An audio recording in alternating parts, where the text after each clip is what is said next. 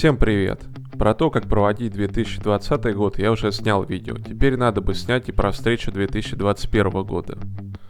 В этом видео я буду делать формочки для печенья, а после расскажу, как испечь имбирное печенье по классическому рецепту. Если вас интересует только рецепт печенья, то можете перемотать на него. Ссылки с временными метками будут в описании под видео.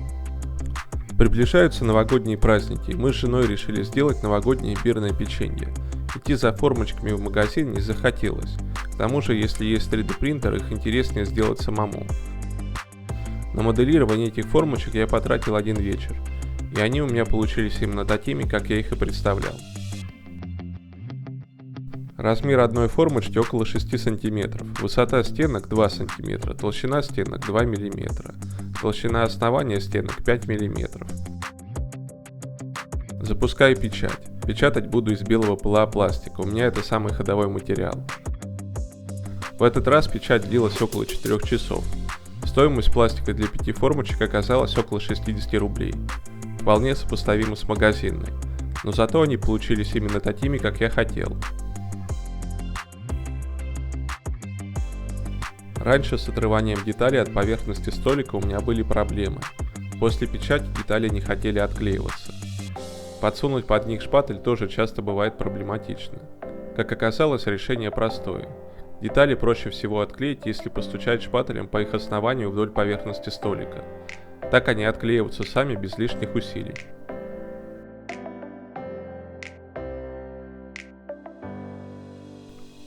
Вот так эти формочки выглядят вживую. Сердечко получилось больше остальных формочек. Я этого специально не планировал, но решил оставить все как есть. Пусть так и будет. Можно приступать к изготовлению печенья. Существует много различных рецептов печенья на Новый год.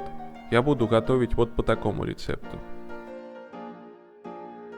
Пшеничная мука 200 грамм, куриное яйцо 1 штука, сахар 1 стакан, разрыхлитель для теста 1 чайная ложка, сливочное масло 100 грамм, молотый имбирь 2,5 чайные ложки, молотая корица 1 чайная ложка, мед 3 чайные ложки. Если ингредиенты перемешивать в правильной последовательности, то готовить будет легче. Вначале я немного подогрел на плите сливочное масло, чтобы оно стало мягким, но не растаяло полностью. Затем добавил в него сахар и перемешал его ложкой.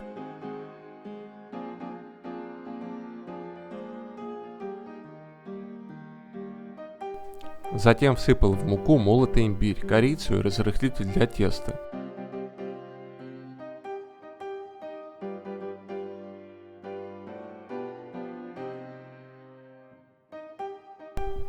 В яйцо добавил мед. Затем влил яйцо с медом в масло и как следует это все перемешал вместе.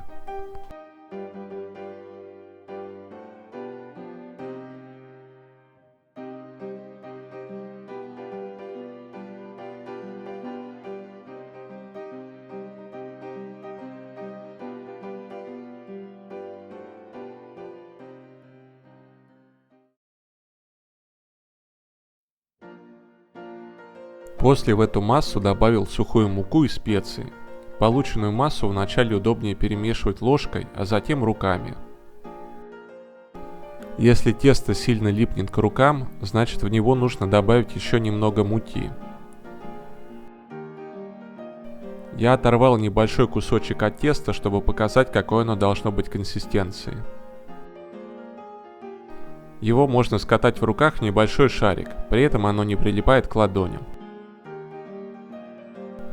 Дальше тесто нужно раскатать скалкой в блин толщиной примерно 3 мм и формочкой вырезать печенье.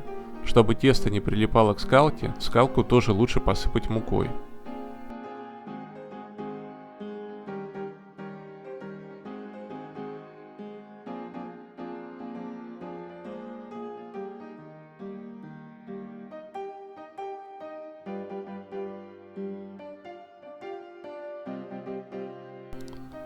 Печенье ставится в предварительно разогретую духовку и выпекается примерно 5 или 7 минут.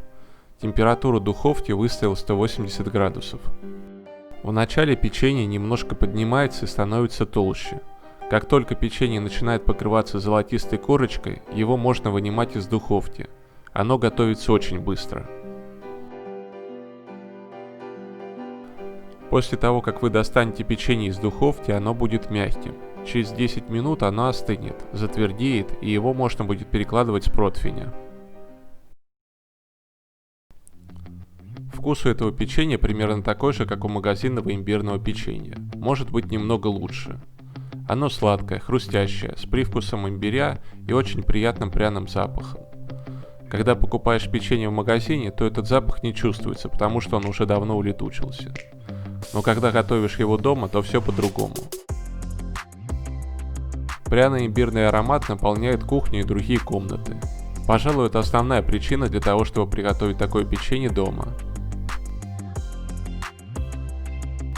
Под Новый год этот аромат, так же как запах елки и мандаринов, напоминает мне о том, что скоро праздник, и создает праздничное настроение.